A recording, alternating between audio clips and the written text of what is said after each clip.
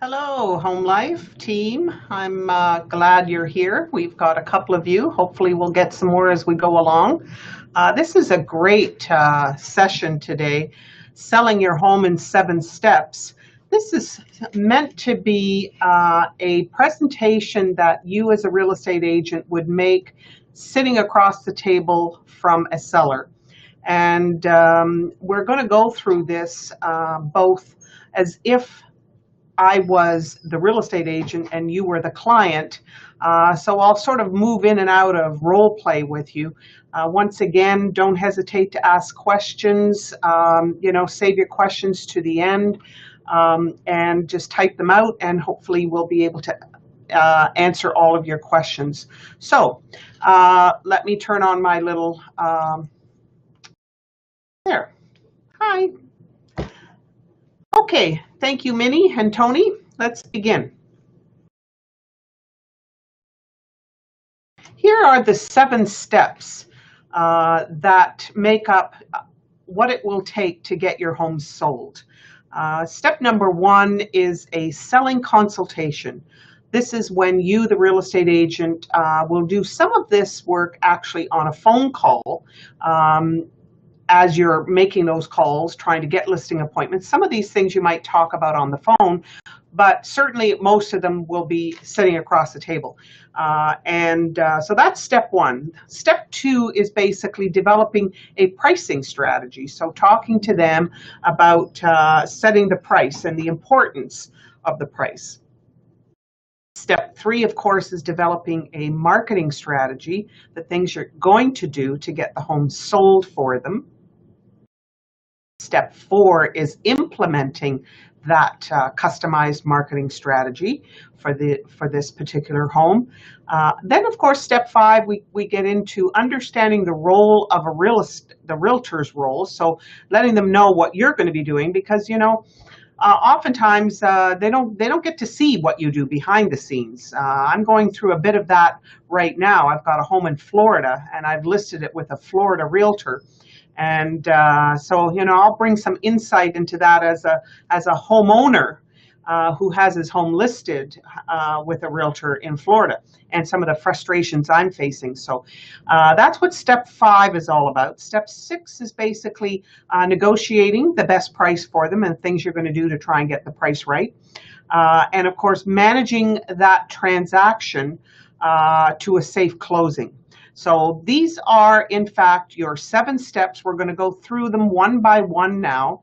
And again, any questions, we're happy to answer. So let's begin by looking at the selling consultation and step 1. This is to determine the wants, needs, and what is important to you, the seller. So Mr. Seller, these are some of the things that I need to go through with you to help me understand your situation as it is right now. So number 1, the motivation. Why do these people need to sell their home right now? So very, very important. Probably one of the most important things that, they call them the reporter questions, the who, what, where, when, and why, the 5 W's. And 2 are most important when it comes to real estate. And of course, in the listing side, very, very important. One of them is the why, of course, and the other is the when, which is the next point. Timing. So why are they planning on selling? Because sometimes what they tell you is not the real reason. Sometimes the real reason is hidden. And that's where questioning comes in, to be able to probe to get to that hidden reason. Sometimes they don't want to tell you they're in financial trouble. Example. So why have they decided to sell their home, and how soon do they want to move? And is there any flexibility on that date at all? And of course, price. Are there any financing issues that need to be dealt with? Is there a mortgage with a discharge penalty or anything like that? Are there any second or third mortgages? What is happening that might affect the price itself? So we certainly need to uncover those things. Still looking at step 1 and the decision maker. Sometimes, there's a mother, there's a financial advisor, there's grandparents, especially when you're dealing with older people, who's going to help these people make a decision?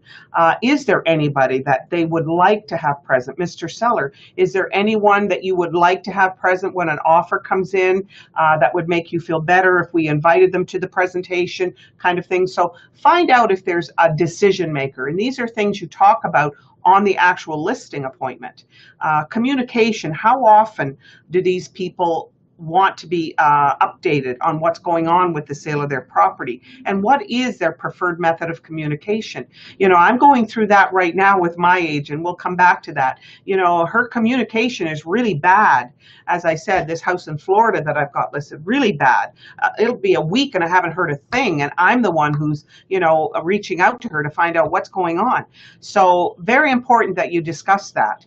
And I always like to say that you should be communicating them. If you've got a lot of showings on a property, and the showings is sort of babysitting your seller. But if the showings are not there, especially when the market is more of a buyer's market and you're not getting as many showings as you do in a seller's market, then communication is extremely important. A couple of times a week minimum in a slower type market.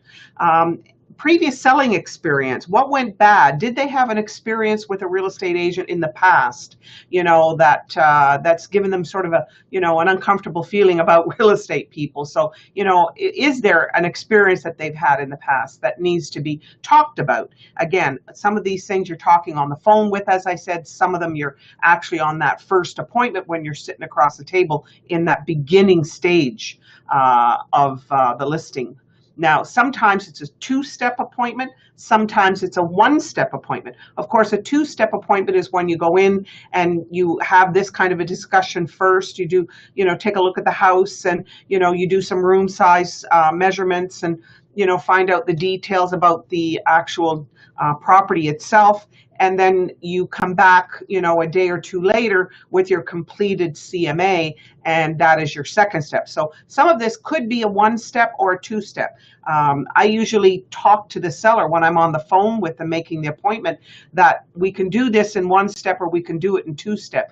If you think there's a sense of urgency that these people really have to sell for whatever reason, and you get that feeling, then of course you would probably want to do all of this in a one-step. But I prefer a two-step because it gives you two opportunities to break the ice, make them feel comfortable, build trust, build rapport. So, it's up to you. The once again, still looking at the selling consultation step, looking at their personal property. What are we including in the sale of the property? I'm getting a lot of questions about that because, some of the people that are buying property in Florida are looking for a home that's already furnished. So they've talked to me at length about my furniture there. The condition of the property itself. Are there any problems with the home that need to be disclosed, that are not visible? Are there anything that we need to disclose to the buyer? Relocating, are they moving out of the area, and can you assist them with perhaps referring someone out of town for them if they're moving long distance? And are there concerns? What's important to you, Mr. Seller? Do they have any concerns about getting the property sold and choosing a realtor? What are you looking for in the realtor that you decide to list with? So any concerns? Of course, the marketability of their home. These are questions that I always like to ask the seller. What made them decide to buy this home in the first place? In all likelihood, what made them decide to buy it, somebody else will probably look perhaps for the same reason, that I buy it because I have the same reason that made you buy it. What will you miss most about this house? Is a question I always like to get into with them. Their favorite features in the house, to discuss. What do you think makes your home unique compared to others in the area? And what comment when you have friends or family come over, what kinds of things do they say about your house? Those are comments that might be good in a comment section of the listing, again, knowing what their friends and family say. And what do they think is the target market for their property? Who do they see buying this house as well as who you think buys? So it's a good idea to talk to them about all of these questions here. And then, of course, finally, trust and disclosure. This is where you're getting into any prepayment penalty, as I mentioned, in their mortgage. Are there any liens or encumbrances or easements? Making sure you're checking all the deed and the documents, homeowners association fees, maintenance fees, anything like that. If it's a townhouse or a condo. What are there any assessments coming up if it's a condo or a townhouse? What major repairs have they done themselves? And what do they see need doing? Their opinion on that. Are there any physical issues that need to be disclosed that we talked about just a few minutes ago? Let's take a look at the pricing strategy in step 2. What affects the value of their property? Obviously market conditions. One of the things that you definitely want to be talking about is the market conditions and what's going on right now, and how the market in some areas, of course, have slowed down. And while in other areas, I'm talking to real estate agents from both sides, hearing the market hasn't slowed down, still getting some multiple offers. Most of that is in downtown Toronto, and in some areas that are very unique type areas that are very saleable kind of areas. But market conditions, physical condition of the overall property, this is where you have to be careful. If this property is, tired and run down, if you will, using the strategy that because their home is tired and run down is going to hurt the sale of their property, it can backfire on you. So you have to know how to be able to bring that subject up with a seller, that in all likelihood the person who's going to buy this house will probably update the home like most buyers do, Mr. Seller. They prefer when they buy a home. Some people like to have a home that's already renovated, whereas many people don't like to buy a home that's already renovated because they see, look, it's a great kitchen that they just installed, but I don't like white cabinetry, and I don't want to be tearing out a brand new kitchen that just had, new cabinets put in, when I prefer to have oak cabinets or dark cabinetry. So, being able to explain that to them, that the physical condition of the property, even though it might be tired, or even if it's over improved, you have to know how to be able to discuss that without you making them feel uncomfortable about saying bad things about their house, kind of thing. CMA report in the area. In other words, what is the CMA saying? Of course, it's not something I'm going to be bringing out in the beginning.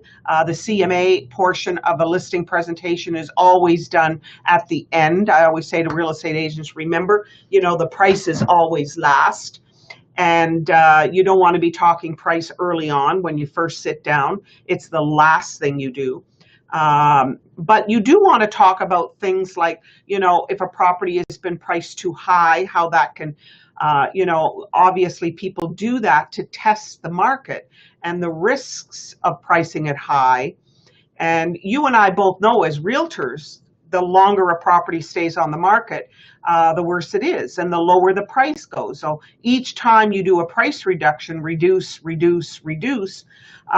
that can actually come back and haunt them, because every time a price reduction comes out, the real estate community starts looking at, oh, it's overpriced. The buyers start to think something's wrong with the house. So you have to make sure you explain to them the importance of choosing the right price.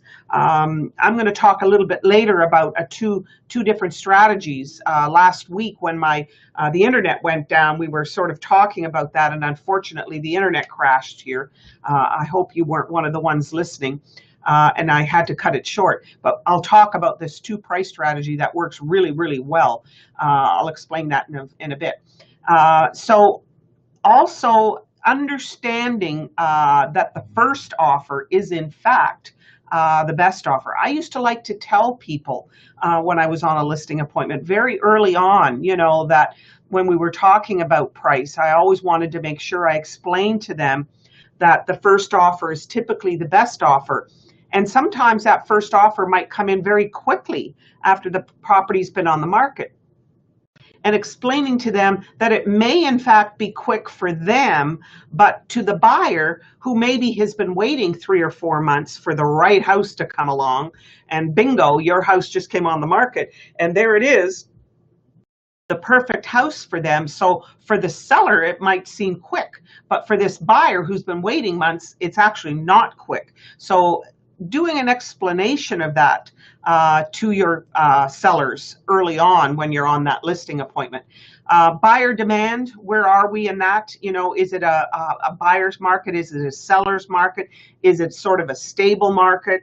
And I think right now we're sort of stabilized somewhat, in my view, for the most part, and it hasn't totally switched to a buyer's market, although there are signs that it's going that way.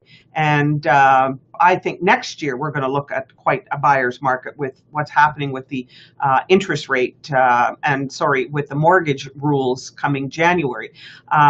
Competition and pricing, you know, it's one of the benefits of being able to have a laptop and sitting across the table from a seller, being able to log on to Toronto Real Estate Board and the Strata system and pull up.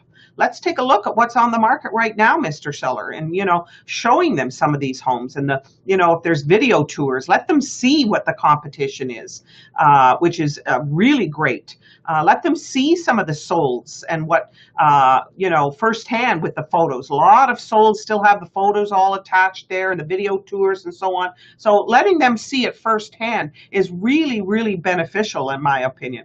Of course, we just talked about what's happening with the mortgage rules and how that's going to have an impact next year. I'm sure you're preparing your buyers right now that, to get into the market before January, and we're going to see a surge through the holiday season. I think we're going to see an active market. And of course, this would be a good time if you're thinking of selling right now, Mr. Seller, would be the time to put it on the market before there's an impact in January. So very good time to be putting their house on the market. And of course, as I say, prices of properties that have sold in the area.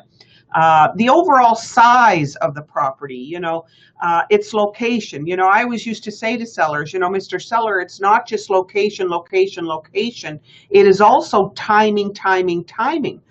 Because 1 week can make all the difference in the world. For example, in the spring market, putting your property on the market in the month of February, near the end or the middle of February versus the first week of January, 1 to 2 weeks can make all the difference in the world because you're the first home on the market rather than now you see a bunch of for sale signs popping up, as we all know. The floor plan, the flow of that property is extremely important. So if you have a property that has somewhat of a chopped up floor plan, that can be something to overcome. And that's why, staging is so important and being able to have the best flow possible when you're showing the property. Amenities, design of the home, all of these things have obviously an effect on the pricing. As we said, available homes, what is their competition right now? I always like talking about expired homes. They were on the market. And I always like talking about the critical first 3 weeks. We're going to talk about that in a moment. And of course, the slow sold homes. And again, using your competition and the computer to be able to let them witness these. I, believe very much in explaining to the seller, Mr. Seller, what I'd like to do, explain to you a little bit about what real estate people go through. We call it the critical first 3 weeks when a new listing comes out on the market. There's lots of excitement in that first 3 weeks. Even if you could take one of the listings that you sold in the past and take the appointment sheet and use it as an example to show them, this is, the activity we had in the first 3 weeks. Take a look. We had, 15 showings in the first week, and we had 10 showings in the second week, and we had 8 showings in the third week. But take a look in the fourth week, how it dropped down. And if it lasted 5 weeks at all, properties, of course, were selling very quickly, as we know, for a long time. But, showing them that activity in that first week or two really helps them understand the importance of getting the price right the first time, because most of the buyers that are currently on the market are going to see the property in those first 2-3 weeks that the property is on the market. So very important to explain that. And that's why this graph really shows a lot. Realtors love new listings, Mr. Seller. It's the first thing we look at every day, sometimes multiple times a day. We go into MLS and we take a look what new properties are coming out on the market. And most buyers, as I say, will see the property within those first 3 weeks. So letting them see that bell curve of how the showings drop.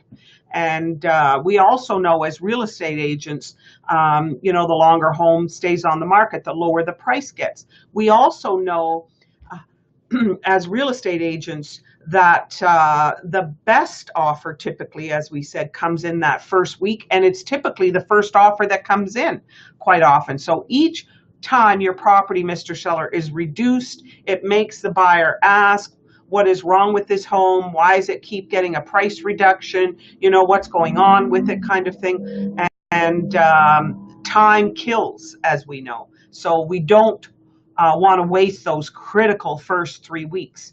And that's why I always say, when it comes to a pricing strategy, I used to talk about there's 2 pricing strategies, Mr. Seller, that I can offer you. Either one I can do. It's your choice. Let me explain the 2 different pricing strategies, Mr. Seller. The first is what I call the retail approach to pricing. What do I mean by the retail approach to pricing? This is like when you go into a clothing store and you have a sweater there that you're looking at, and when it first comes into the store, they're asking $300. If it doesn't sell in the first couple of weeks, the store reduces it 20%. And it'll go from $300 now to, maybe $280 or $275. They'll reduce the price tag. And if it doesn't sell in another couple of weeks, it'll go 40% off. Then it'll go 50% off. And then at some point, if they can't sell this merchandise, Winners comes along and buys it all for a very low price, and they sell it for 60, sometimes 70% below. So that's what we call the retail approach to pricing. This is where most homeowners think if we test the market, it's the best way to find out that, in fact, my home isn't worth this price. So there are risks by doing that. My best choice for you would be what we call, obviously, the real estate approach to pricing your home. And this is where we look at the competition, we look at competitive homes in the area, what homes were on the market and that didn't sell, what homes are on the market currently as your competition, and most importantly, what homes in the last 3 months or 6 months, I usually don't like going beyond that, but in the last 6 months, what homes have sold that are most comparable to yours. And this is what banks use when they're coming up with an appraised price on a property. This is what all financial institutions use, the comparative approach. Appraisers use the comparative approach. The government uses a comparative approach when they're doing expropriation of homes. Lawyers in courts when there's disputes amongst family members on the price of a home. This is the kind of way that homes are evaluated. And this is what we call the real estate approach. And of course, this is where we price the property at market value, or as close to market value as we possibly can. Now, Mr. Seller, I can do either or. We can either go the retail approach where you price it high and you come down and you come down and you come down. Keep in mind those critical first 3 weeks. Keep in mind that the more price reductions, the more buyers start to wonder what's wrong with the property. It's very risky doing that. Or we can go with the real estate approach where we price it as close to market value as possible and maybe get multiple offers and maybe even get higher than asking price, which is what a lot of real estate homeowners have experienced over the last few years. So the option is yours. I can do either or, but understand that it's your decision. So when you do that, it's sort of taking away that problem of, well, he said my house was worth this, and you say my house is worth that. So always remember, when you're giving a price, it's never what you think the home is worth. It's what the market is saying the house is worth. Never attach you to the price, because then it's not ever going to be a question of Sally the realtor or Bob the realtor and you the other realtor, because market value is market value. I don't care who lists the house, as we all know in the real estate business. So that's what I call the two price strategy. And some real estate agents have even said the three price strategy. And this is where some, as you know, over the last year or two have underpriced the property by 10, 20% or 15% or whatever to get tons of action on it. Again, you can even talk about that if you want to. I've always just kept it to the two price strategy. Now, where are step three in looking at the marketing of the home now? Where are the buyers coming from today? As we know, Mr. Seller, 98% of people looking and thinking about buying a home. Remember, people don't wake up today, look at their spouse and say, let's sell our house and call a realtor, and by Saturday they've got a sign in the ground. It doesn't happen that quickly, as we know.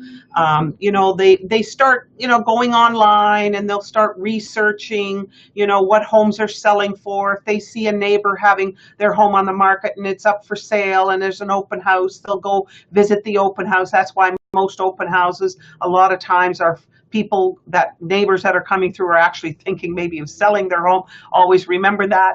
And but anyways, 98% of the searching begins online, and 37% have found their home online themselves and will email that real estate agent. And remember, as a realtor, the one who answers that email message the quickest is often the one real estate agent that they'll go to when they want more information, or they may want to see it. So always remember the response rate and the response timing is critical to any email inquiries that you might get. Online. 38% found their home by a real estate agent. Look at how yard signs have dropped. I mean, yard signs used to be a big thing, and they still are. I still believe in yard signs, but they've dropped tremendously. 4% of home builders, find their home through home builders, real estate agents if they're buying new. 6% friend, relative, or neighbor, and of course 2% by advertising. These numbers have actually changed, and I just sent my graphic guy the new numbers. Some of them have gone down, and some of them have gone up slightly, and I've just sent him some. But anyways, these are from 2015, just so you know. And continuing on with the marketing strategy, video footage of the home. Always one of the important things is to have a great photographer, promoting the size, promoting, the size of HomeLife. In other words, we've got 140 offices. There's 9,000 real estate agents. Preparing a home book. In other words, what do I mean by that is, buying a little binder or one of these little plastic covers that you can keep all of their documents in, their listing documentation, any kinds of paperwork that flyers and feature sheets and anything you've done, keep a track of all of that, put it in a book, and let them see that you're collecting all of this information, and let them have the copy of the book when the property is sold, of course, and add the purchase contract in that. So a lot of real estate agents actually open a book for each client. Feature their properties on the internet. You want to talk about that, and all the different places that you promote a property, on Kijiji, on Craigslist, on all these different classified advertising portals. If you go to Google and you type in real estate classified advertising, there's millions of sites, many of which are free. And don't hesitate to upload listings. You don't know today where a buyer's going to come from. Obviously, all of your personal contacts that you're going to get in touch with, that you can email a copy of the listing to, any referral networks that you belong to, that you're going to do showing follow-up. Mr. Seller's a regular regular thing I do whenever property has been shown. And of course, internet marketing is a must. Mr. Seller, I want you to know that, you need to know that you've hired a real estate agent who is going to market your home online. As a matter of fact, that's a call that I had just today with the real estate agent in Florida. Has done nothing in terms of internet marketing, and I've had a long conversation with her on it, actually. And but anyways, so these are some of the things that you're going to do. If you're going to do any kind of Facebook advertising, you can get into the events section of when you're targeting customers. And if you don't know how to do this yourself, there are people out there you can hire to do this. Income Real Estate, which is one of HomeLife's website providers, Dimitri at incomerealestate.com. They have people that can do all of this for you, and it's not as expensive as you think it is. So pick up the phone and call them, and they can certainly help you with targeting engagements, marriages, people who just got married, people who are new to the city, who just moved into the city, announcing a birth of a new baby, divorces, believe it or not. And so there's all kinds of events that you can target and to get leads from. So there are people that can help you with this. Even if you don't know how to do it yourself, there's no reason why you can't take advantage of Facebook and marketing online, because it's a huge market today, as we know. And retargeting. These are people who have, again, visited your website, and once they've clicked on your website, again, Income Real Estate can help you with this. They put cookies into your into their browsers. So when this IP address comes back again, they put these cookies in, and now as this IP address, this computer is searching, they'll see your link to your website over and over and over again. That's what we call retargeting. These images will appear of your website over and over and over again. And again, Income can help you with that. And of course, property-specific websites. That we now have if you didn't come to the computer technology program last week, we have Imprev. That is now a service. If you've signed up for our new platform, Reline, Realllium,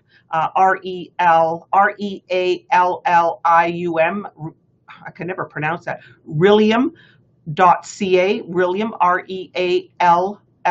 Reallium.ca. If you go there for $39.95 a month, you get a website, you get Imprev, which is one of the top marketing companies in all of real estate. The individual real estate cannot buy this service. It's only offered through a brokerage, so it's definitely worth it. It's amazing what they do to market your listing, and it's all done for you. You don't have to do anything with that. And then, of course, they have Boost 150. So we're checking out for $39.95 a month, as well as DocuSign. So there's 4 different, which is a great listing tool. You've got the DocuSign that you can promote on your listings. You've got Imprev, which is all these marketing materials, newsletters, just listeds, just solds, Facebook boosts. All of that can be done through Imprev, and it's all done for you. It's like 2 or 3 clicks and it's done. So we're checking out. Go to Reallium.ca and check into that. It's really quite exciting. So the other one step as far as is communication, sending them a printed copy and a link to the MLS stuff that you've created online, making sure that they agree with the way you describe the property, involve them in that, emailing links to any of the internet ads that you've placed. Let them see where you're promoting it, give them a link to it, let them approve it, make sure they are happy with what they see. Tell them that you're going to get direct feedback, as you mentioned. You're going to call and meet with them weekly or bi-weekly. So that's something that you, of course, want to talk to them about, and provide updated written marketing reports. These are the things that I've been doing this week to to find a buyer for your property. And very important to communicate. Step 4, of course, is now implementing all the things that you've talked about. And this is where you want to boast, where you want to tell the seller, Mr. Seller, once you hire me, I want you to know I use professional photographers and videographers to come in and do a beautiful floor plan for you and beautiful videos and photo shoots of your property. You're not just going to get me with my own camera. I bring people in to do that. The minute you hire me, I'm spending money, Mr. Seller, to get your property marketed properly. I also, because I understand the internet, I also write very professional home descriptions where I use keywords. Because remember, buyers are checking online. 90% to 95% of all buyers, 98% are searching online. And before they find your house, it's keywords. We've got to get these search engine bots to be able to find you. And that's why it's important when a listing is uploaded to the internet that the description has keywords in them in important places so that these search engine bots can find this listing when buyers are searching for, Forest Hill homes or Mississauga townhomes, that you've used those words that can pick up. These bots can pick up those keywords so these buyers can find it. So you want to explain to them that you do understand the importance of using keywords in the description of all of your listings. And as we know, 85% of home sales originate from MLS, and that's why MLS is so important. Your home, Mr. Seller, will be listed on thousands of websites. It's going to be on your site. It's going to be on our company's site. It's going to be on Realtor.ca.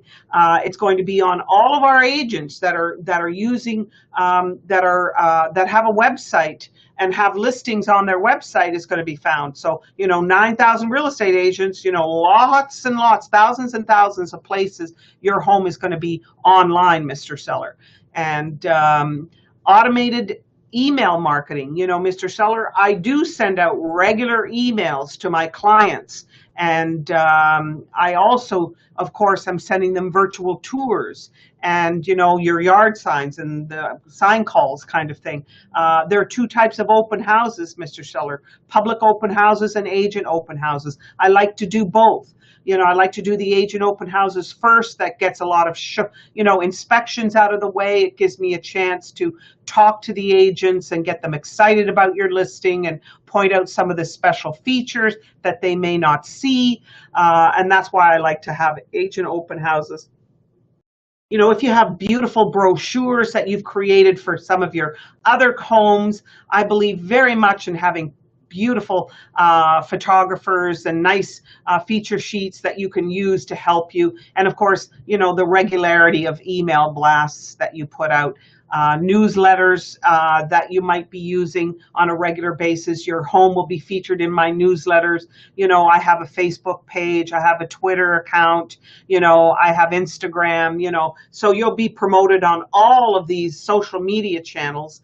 And you certainly want to be talking about that. Now, see, this lady in Florida that I keep going back to, she has no social media, and so there you are. I've been talking to her about that and need to take the listing from her by the sounds of it because she's not doing very well with it. But anyways, going out to the neighborhood, Mr. Seller, I want you to know, once you entrust me with the sale of your home, I want you to know I'm going to go out into the neighborhood. I'm an active real estate agent. I'm not going to wait for the phone calls to come in. I'm going to go out there and I'm going to start digging and looking for customers. So I like talking to the neighbors. One side of the house, the other side of the house, across the street from the house, around the corner, in the neighbors. If you can find somebody who wants to live in that area because their mother lives there and they're going to be babysitting their grandkids kind of thing, they'll sometimes pay more for a house just to be close to their family. So talk to them about getting involved in the neighbors with promoting their property. We just talked about the quick response to all inquiries. Mr. Seller, I want you to know when an email comes in, all emails come directly to my phone, and I want you to know that they are going to be dealt with instantaneously whenever possible. Promote their home. Your home will be promoted online until it gets sold. And that's where I was saying you're going to be promoting and boasting, that you're familiar with Google AdWords and Facebook boosts and targeting ads through Facebook and creating landing pages. The Income website has created landing pages for you. There's a whole different group of landing pages that you can, they're already done. You don't even need to do them. And as I say, the Facebook boost, that's done through Imprev. That's part of that service, that $39.99 that I was saying, where you get the website, you get DocuSign, you get Imprev, you also get Boost 150, also another great program, all to help sell your property and make you more successful. LinkedIn promotions, blogging. If you haven't looked at blogging, we're looking at the end of the year where you're starting to plan next year. Think about what things am I not doing this year, did I not do this year, that I think I would like to bring into play next year. And certainly one very important is blogging, and if you've never done it, you should really start looking at it. My first advice would be, if you're working the Toronto market, go to Google and type in Toronto real estate blogs, or if you work Mississauga real estate blogs. Start reading some blogs. Start seeing what your competition is doing. And if you're going to start a blog, the best one is WordPress, wordpress.com. They have a free version and they have a very, very inexpensive paid for version. The difference between the two, the free one, there'll always be ads on your blog.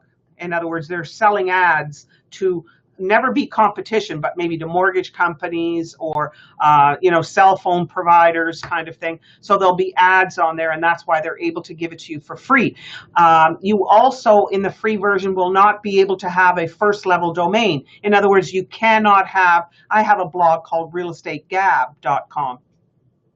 And so if you are the free version, it would be wordpress.com/realestategab. It's what we call a second level domain, which you'll never get ranked in Google with a second level domain. That's why it's free. The paid for, which is maybe $100 a year, it's very inexpensive. You can have whatever you want your blog to be. Like in the case of myself, it's realestategab.com. And of course, there's no advertising on those sites. And it's a small fee, but that's basically what the difference is. Sharing your articles on other posts and other websites. Whenever you're going to share your article, make sure, if you've written a great article about real estate on whatever subject that it might be, make sure that before you share your article on mortgage sites or some of these social sites that deal with articles, there's all kinds of them out there, that you always make sure you get a link back to your own site. I'm doing a course on that coming up at some point, so we'll talk more about that. Now you want to get into understanding your role, giving them an idea, Mr. Seller, what happens behind the scenes, the staging process and the importance of staging, arranging and managing showings. Now, I know most of you don't do that, but some real estate agents get phone calls often from real estate agents that have looked at their listing online, through Stratus, and they might call you. Make sure you spend the time with these other real estate agents to help them. Don't turn them off and say, look, if you want all this information, why don't you just go and look at it? I have many times in my life spent 15, 20 minutes, a half an hour with a real estate agent on the phone, only to find in a day I get an offer. So make sure you spend the time helping with the showings kind of thing. And everywhere you go and you're talking to real estate agents, you should be talking about your listings and trying to get more showings that way. keeping them updated on the neighborhoods listings that have sold, that have been just listed, working with appraisers and lawyers and title insurance, title companies. Of course, that's not here, mostly in the U.S. Remember, some of these courses are being done in the U.S. as well. Home inspectors, make sure they understand that there's a lot goes on behind the scenes. Financing assistance, promoting the property everywhere that you can find, that you're always looking for new places to promote, as well as communicating with real estate people on a regular basis. Negotiating the best price. I always talk about the 4 yeses, basically, but the price, the deposit, the legal description, included items, emphasize the biggest responsibility is your guidance and expertise in the terms of that offer, to make sure they're spelled out correctly, and that there's no areas that the seller needs to be concerned about, that you are on top of all of that. And if you're unsure, you have a great lawyer that you work with on a regular basis that can answer any questions. I have my team, Mr. Seller, that I work with, my lawyer, my technology geek that I work with, my marketing people, my photographer. I have a team of people that I bring with me, Mr. Seller. Emphasize, as you say, the extras that are included in the offer, any seller's disclosures. You're going to do your due diligence to make sure that this offer is correct, and you're going to protect them through that. And of course, guidance through the appraisal process, even though the real estate buyer's agent is responsible for the appraisal report and the mortgage on it. But, you always are also on top of the other agent. In other words, you contact the buyer's agent on a regular basis to find out what's happening, if it's a condition on financing. How are things going with that mortgage, and are there any special conditions in the offer that they need to be get a second opinion on, or a legal opinion on, and making sure the deadlines. I mean, you don't want to just let everything go and, 2 or 3 days before closing, oh my God, we got all these problems. So, keeping in touch with lawyers, you do that on a regular basis, because you want to make sure. It's one thing to get an offer, Mr. Seller. It's another thing to have a safe closing, and I'm here right through to the bitter end. Of course, the benefits of multiple offers and how you deal with multiple offers, and so on. So these are all things that come with managing handling the transaction itself. Ensuring a safe closing, again, providing sellers disclosures, buyers due diligence, evaluations, inspections. This is all part of what a buyer, but you are totally involved in all of that. Basically, we just talked about that, you're available to them up to and including the day of closing and after. So there we have it, folks. I am very excited that you were here. I'm not sure if you have any questions. I've asked Adam, the man who managed the technology here, when these slides and this presentation, which is being recorded, will be uploaded, so that you can go back to it at some point and review it if you like, or use some of the content in your listing presentation if you want to. He said next week, this time, he should have the presentations up there that I've been doing on webinars. I think I've done about 6 of them so far, so they should be up there next week this time. So they won't be up there today, but they will be up. He's working on the new back end of HomeLife site. Any questions at all?